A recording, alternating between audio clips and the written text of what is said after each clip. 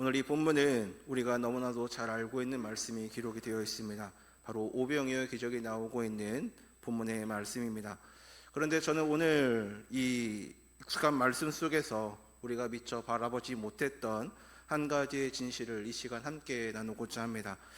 그것은 바로 이것입니다. 예수님은 우리 부족함 때문에 이를 멈추는 분이 아니라는 것입니다. 비록 작고 보잘것없는 것이라 할지라도 그것이 우리 주님의 손에 올려지게 될 때 예수님은 그것을 가지시고 놀라운 일을 행하시는 분이십니다. 성도 여러분, 우리는 살면서 자주 이러한 생각을 할 때가 있습니다.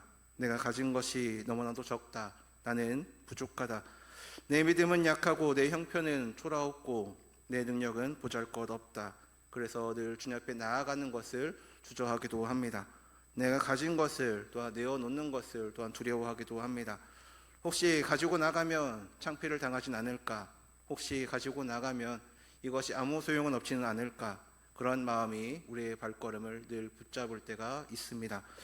그러나 오늘 본문은 그런 우리에게 전혀 다른 이야기를 들려주고 있습니다. 하나님은 완벽하게 준비된 사람을 기다리는 분이 아니십니다. 하나님은 부족한 줄 알면서도 자신이 가진 것을 믿음으로 주님의 손에 올려드릴 때에 그 사람을 통해 역사하시는 분이십니다. 이와 같은 내용으로 오늘의 말씀을 같이 세 부분으로 나누어서 은혜를 나누고자 합니다. 먼저 인간의 생각으로 계산을 하게 되면 불가능한 것을 볼 수가 있습니다.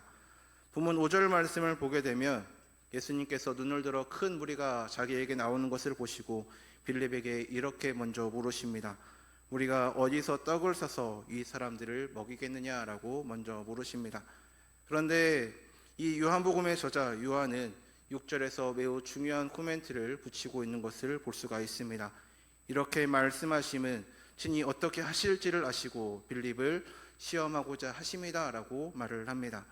성도 여러분, 여기서 우리가 놓치지 말아야 할 것이 한 가지가 있습니다. 예수님은 이미 그 답을 알고 계셨습니다. 예수님은 이미 빌립이 어떻게 반응할지를 알고 빌립에게 물으셨던 것입니다. 그런데 빌립의 마음을 보시려고 빌립이 상황을 어떻게 바라보는지, 그가 어떻게 드러냈는지 그에게 물으셨던 것입니다. 그런데 빌립이 어떻게 지금 대답을 하고 있습니까? 7절 말씀에 각 사람으로 조금씩 받게 할지라도 200데나리온의 떡이 부족하리이다 라고 그는 대답을 합니다. 200데나리온이라면 당시 한 사람이 약 8개월치 품삯에 해당이 되는 큰 금액입니다. 빌립은 즉시 계산을 시작을 했습니다. 사람의 수를 세고 필요한 떡의 양을 따지고 그에 들어가는 돈을 계산을 하였습니다. 그리고 그 계산의 결론은 단 하나였습니다. 불가능하다라는 것입니다. 빌립이 틀린 말을 한 것은 아니었습니다. 그의 계산은 너무나도 정확했습니다. 인간적으로 보게 되면 빌립의 판단은 매우 합리적이고 현실적으로 보입니다. 그러나 문제는 빌립이 예수님 앞에 서 있었음에도 불구하고 그 계산에 예수님을 두지 않았다라는 것입니다. 성도 여러분, 우리도 빌립과 같은 실수를 자주 반복하기도 합니다. 우리는 문제 앞에 서게 되면 본능적으로 계산부터 합니다. 내 통장의 잔고를 보고 내 학력을 바라봅니다. 또 내 경력을 또한 바라봅니다. 또한 내 건강의 상태를 보고 내 나이를 보게 되고 마지막은 내 인맥까지 또한 바라보게 됩니다. 그리고 계산기를 두드려 보면 늘 대답은 같습니다. 부족합니다. 안 됩니다. 불가능합니다. 가정의 문제를 놓고 계산을 하게 되면 늘 불가능해 보입니다. 자녀 교육의 문제를 놓고 계산을 하게 되면 또한 늘 불가능해 보입니다. 건강의 문제를 놓고 계산을 하게 되면 그 역시 또한 불가능해 보입니다. 교회 사역을 놓고 보게 되면 그 역시 나는 부족하다라고 하는 것으로 인하여서 또한 불가능하다라고 늘 생각을 합니다. 다시 본문으로 돌아와서 빌립을 한번 보겠습니다. 빌립은 베세다 출신이었습니다. 요한복음 1장 45절의 말씀을 보게 되면 빌립은 예수님을 처음 만난 후에 나다나엘에게 가서 이와 같이 말을 했습니다. 모세가 율법에 기록하였고 여러 선지자가 기록한 그 일을 우리가 만났으니 요셉의 아들 나사렛 예수다라고 그는 고백을 하였습니다. 빌립은 예수님이 누구신지를 잘 알고 있었습니다. 그런데도 정작 그 문제 앞에서는 예수님은 잊어버리고 그냥 인간적으로 계산만을 하였던 것입니다. 우리도 이와 마찬가지가 아니겠습니까? 주일 예배 때는 주님은 전능하십니다라고 고백을 하며 찬양을 하며 나아갑니다. 그런데 그 다음날 월요일 아침이 되게 되면 내 앞에 문제를 마주하게 되면 이건 안 돼라고 하면서 포기를 하기도 합니다. 수요 예배 때도 마찬가지입니다. 주님을 신뢰합니다. 주님을 믿고 나아가겠습니다라고 기도를 하고 나아갑니다. 그런데 또 다른 문제가 내 앞에 놓이게 되면 이건 안 돼라고, 나는 불가능해라고 포기를 해버리기도 합니다. 빌립의 문제는 능력이 부족한 것이 아니었습니다. 그의 문제는 시선이 잘못된 곳에 가 있었다라는 것입니다. 빌립은 가진 것의 부족함만 보았고 그 부족함 앞에 서 계신 예수님은 바라보지 못했던 것입니다. 빌립은 없는 것을 계산했지 있는 분을 바라보지 못했던 것입니다. 성도 여러분, 저는 오늘 이 자리에서 이 자리에 있는 성도님들께 질문을 드리고 싶습니다. 지금 저와 여러분의 삶에서 과연 우리는 무엇을 지금 계산하고 있습니까? 혹시 없는 것만 세고 계산하고 있진 않으십니까?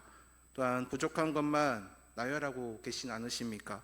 아니면 빌립처럼 예수님 앞에 서 있으면서도 예수님 없이 계산을 하고 계신 않으십니까?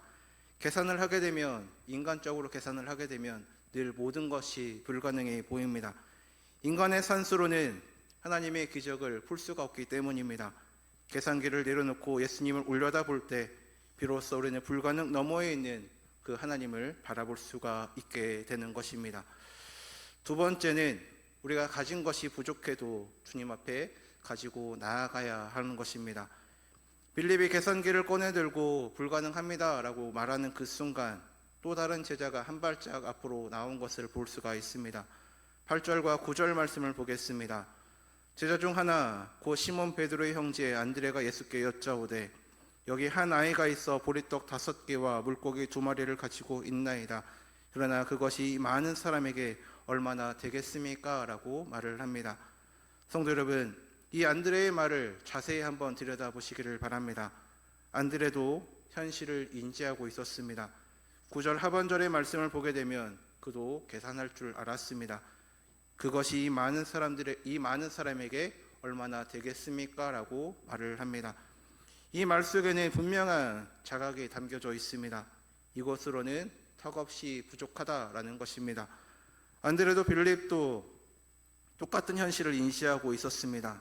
그러나 안드레와 빌립 사이에 결정적인 차이 하나가 있는 것을 보게 됩니다. 빌립은 부족함만을 보고 그 자리에 멈췄습니다. 그러나 안드레는 부족함을 알면서도 그것을 예수님께 가지고 나왔습니다.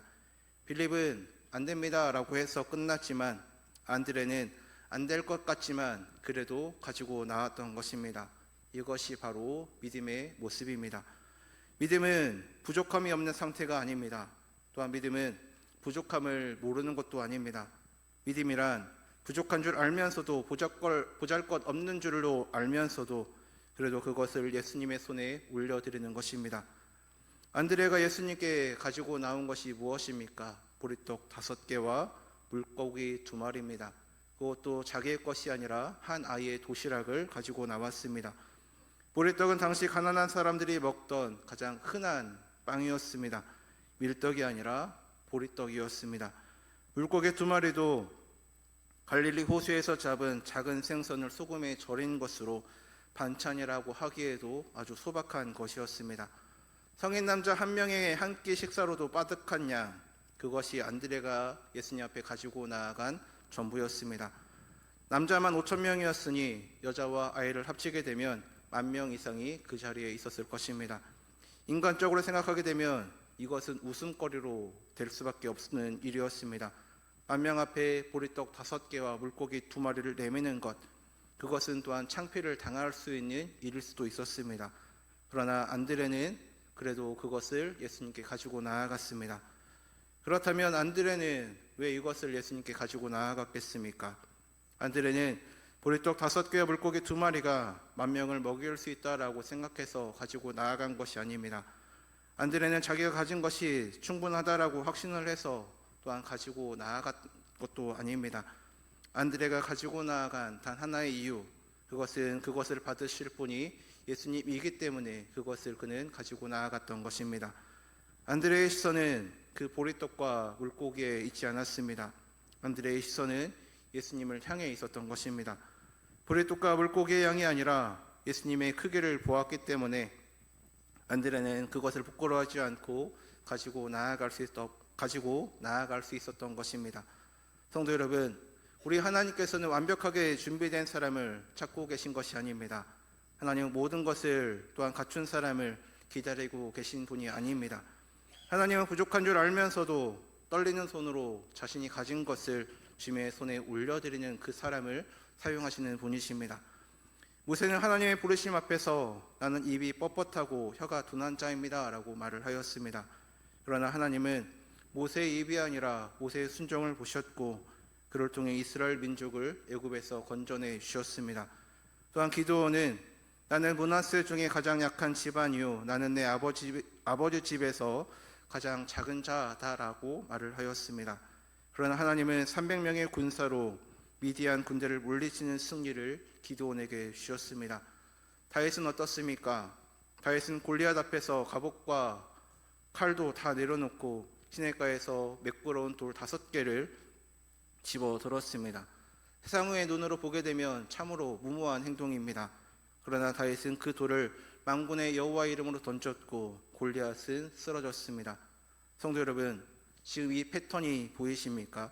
하나님은 언제나 작은 것을 통해서 큰 일을 행하셨습니다. 하나님은 부족한 것을 통해서 넉넉한 역사를 이뤄 나가셨습니다.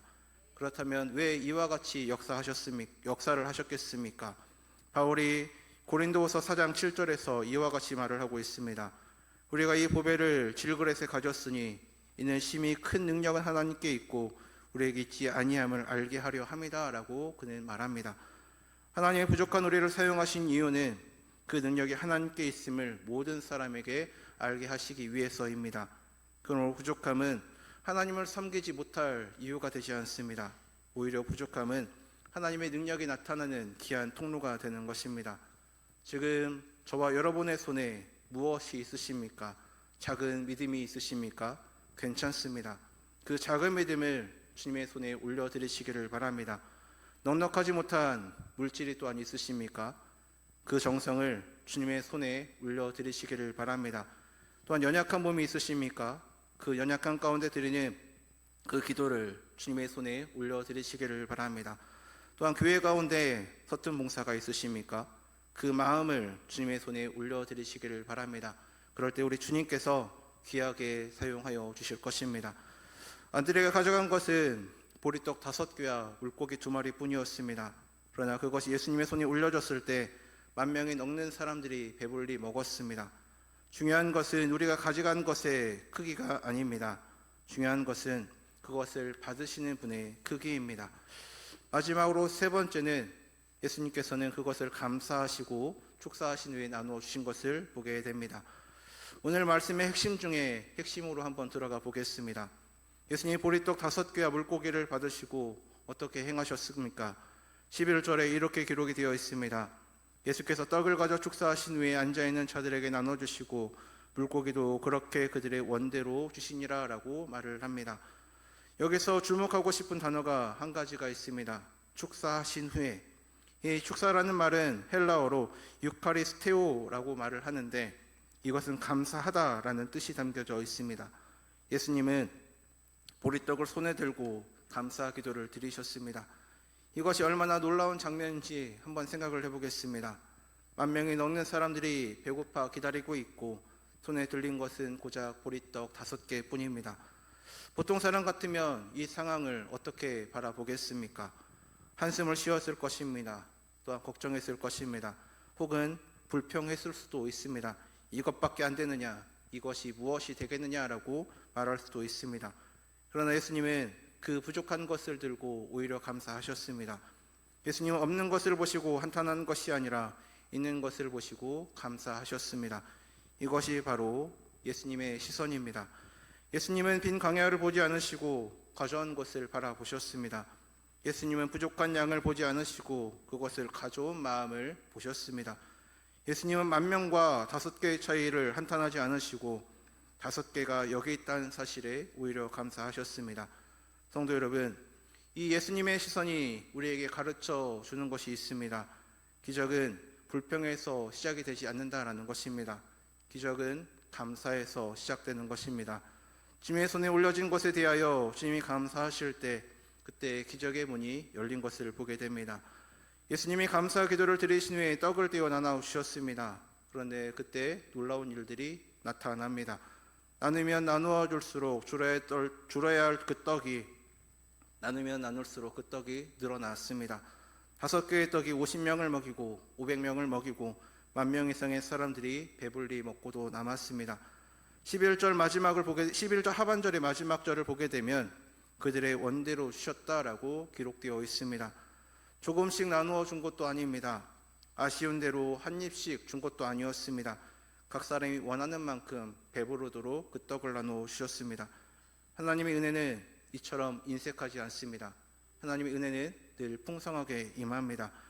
에베소서 3장 20절의 말씀처럼 우리 가운데 역사하시는 능력대로 우리가 구하거나 생각하는 모든 것에 더 넘치도록 하실 리가 바로 우리의 하나님이십니다.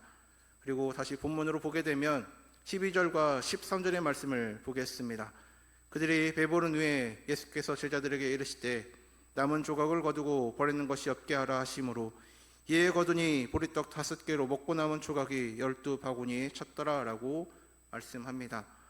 보리떡 5개로 시작을 했는데 10,000명 이상이 배불리 먹고도 남은 조각이 12바구니에 찼습니다. 처음보다 나중에 더 많아졌습니다. 시작보다 끝이 더 풍성해진 것을 보게 됩니다. 이것이 바로 주님의 능력입니다.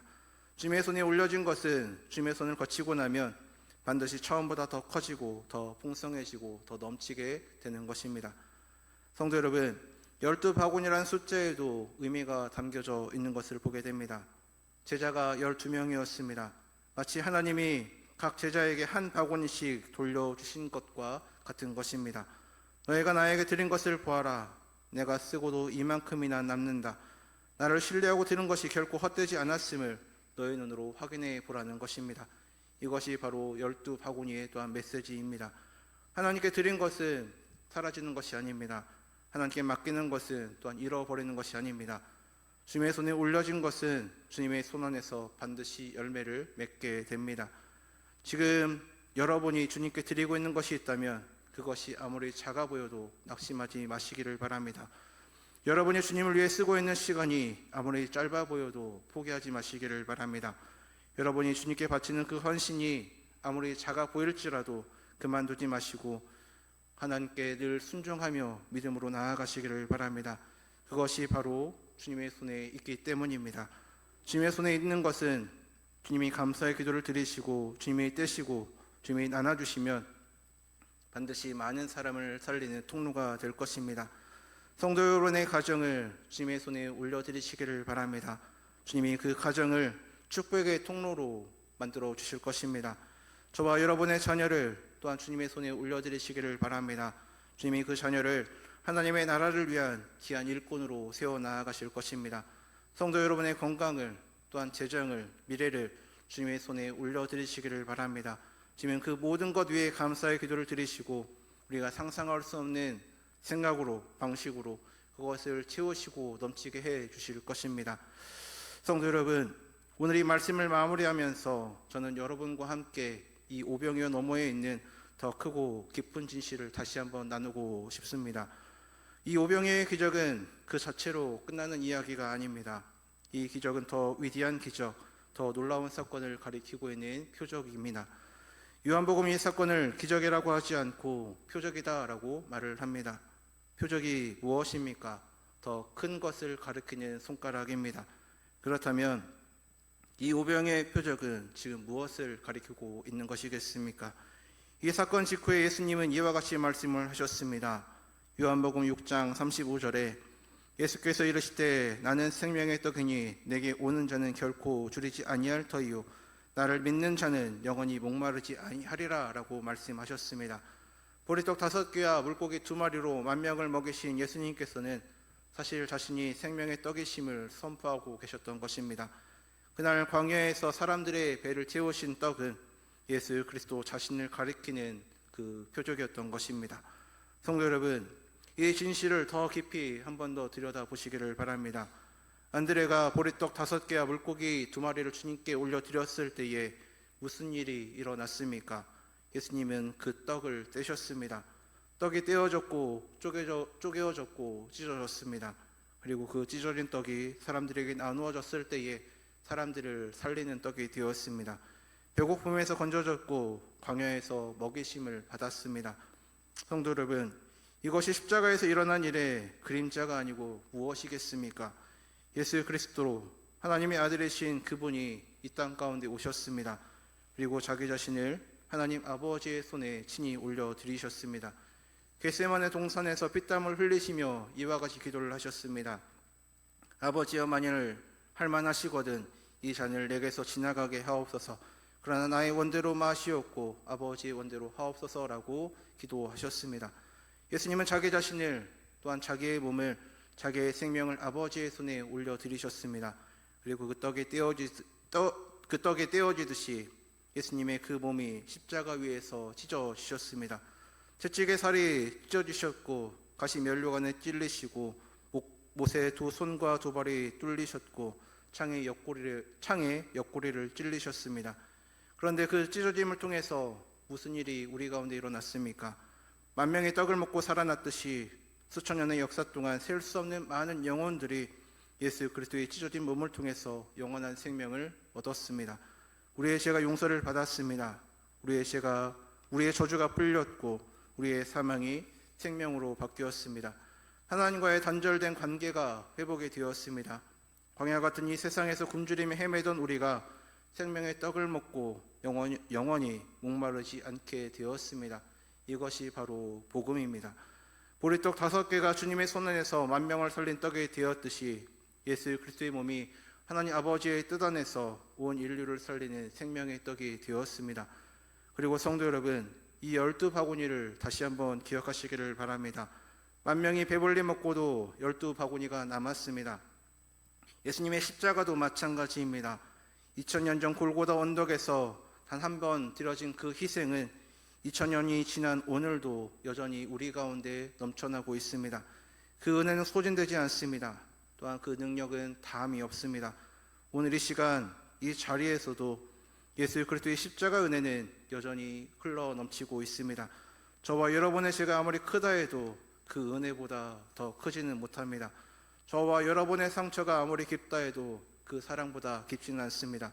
우리의 문제가 아무리 깊다 해도 또한 그 능력보다 무겁지도 않습니다. 성도 여러분, 그럼 우리가 오늘 해야 할 일은 분명합니다. 안드레가 보리떡을 예수님의 손에 가져가 드렸듯이 우리도 우리의 삶을, 우리의 전부를 예수님께 올려드리면 되는 것입니다. 여러분의 작은 믿음을, 여러분의 부족한 헌신을, 또한 연약한 기도를, 상처받은 마음을, 불확실한 내일을 날마다 올려드리시기를 바랍니다. 주님은 그것을 받으시고 감사 기도를 드리실 것입니다. 주님은 그것을 떼시고 나누시며 많은 사람을 살리시는 도구로 또한 사용하실 것입니다. 그리고 여러분이 드린 것보다 훨씬 더 풍성한 은혜로 저와 여러분의 삶을 채워 나아갈 것입니다. 빌레처럼 계산하며 멈추지 말고 안드레처럼 부족함을 알면서도 주님께 가져가시기를 바랍니다. 그리고 예수님의 손, 십자가에 못 박히셨다가 부활하신 그 손이 여러분이 드린 것을 받으실 때에 삶 속에 놀라운 기적이 일어나게 될 것입니다. 이 시간 주님께서 우리 각 사람의 마음을 만져주시기를 원합니다. 내가 움켜쥐고 있던 것들을 내려놓고 내가 부끄러워하며 숨기고 있던 것들을 꺼내어 십자가 은혜를 믿고 주님의 손에 올려드리는 우리 모두가 되기를 바랍니다. 그래서 주님이 우리의 작은 삶을 통해 이 세상의 생명의 등을 나누시는 거룩한 통로로 사용하여 주시기를 주님의 이름으로 간절히 소망합니다.